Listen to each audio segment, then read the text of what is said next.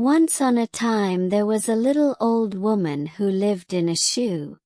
This shoe stood near a great forest, and was so large that it served as a house for the old lady and all her children, of which she had so many that she did not know what to do with them. But the little old woman was very fond of her children, and they only thought of the best way to please her. Strong Arm, the eldest, cut down trees for firewood. Peter made baskets of wickerwork. Mark was chief gardener. Lizzie milked the cow, and Jenny taught the younger children to read. Now this little old woman had not always lived in a shoe. She and her family had once dwelt in a nice house covered with ivy, and her husband was a woodcutter like Strong Arm. But there lived in a huge castle beyond the forest a fierce giant, who one day came and laid their house in ruins with his club, after which he carried off the poor woodcutter to his castle beyond the forest. When the little old woman came home, her house was in ruins and her husband was nowhere to be seen.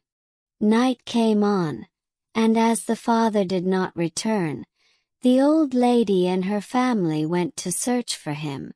When they came to that part of the wood where the giant had met their father, they saw an immense shoe. They spent a long time weeping and calling out for their father, but met with no reply. Then the old lady thought that they had better take shelter in the shoe until they could build a new house.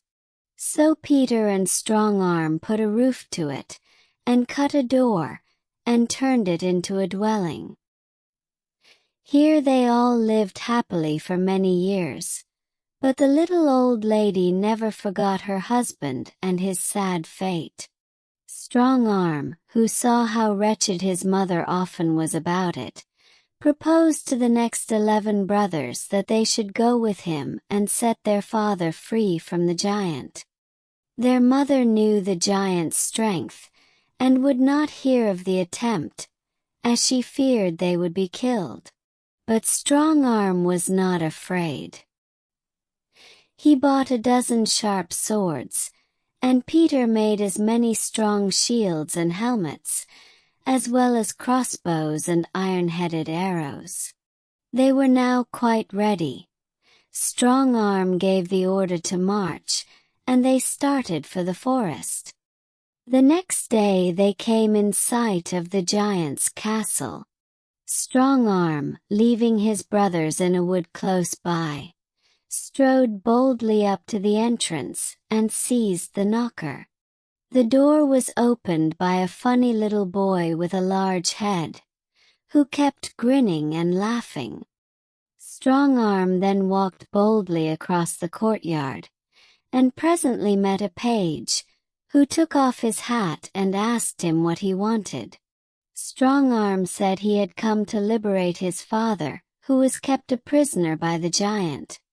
On this the little man said he was sorry for him, because the part of the castle in which his father was kept was guarded by a large dragon. Strong Arm, nothing daunted, soon found the monster who was fast asleep, so he made short work of him by sending his sword right through his heart, at which he jumped up, uttering a loud scream, and made as if he would spring forward and seize Strong Arm. But the good sword had done its work, and the monster fell heavily on the ground, dead. Now the giant, who had been drinking much wine, was fast asleep in a remote part of the castle. Strong Arm had no sooner finished the dragon, than up started the funny little boy who had opened the door. He led Strong Arm round to another part of the courtyard, where he saw his poor father, who at once sprung to his feet, and embraced him. Then Strong Arm called up his brothers, and when they had embraced their father, they soon broke his chain and set him free. We must now return to the little old woman.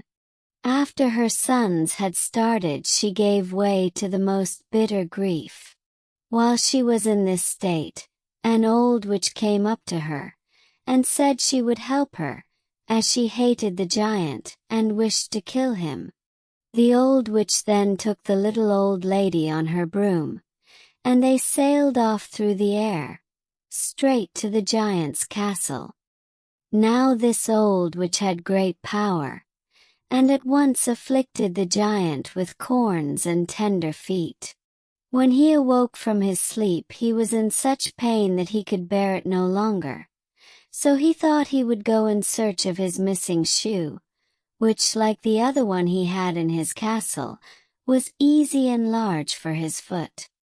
When he came to the spot where the old lady and her children lived, he saw his old shoe, and with a laugh that shook the trees, he thrust his foot into it, breaking through the roof that Strong Arm and Peter had put to it.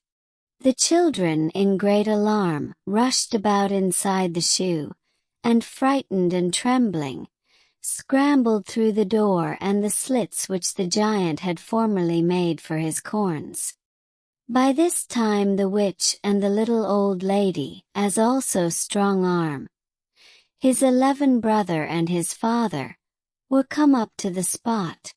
Strong Arm and his brothers shot their arrows at him till at last he fell wounded, when Strong Arm went up to him and cut off his head. Then the father and the little old woman and all their children built a new house, and lived happily ever afterwards.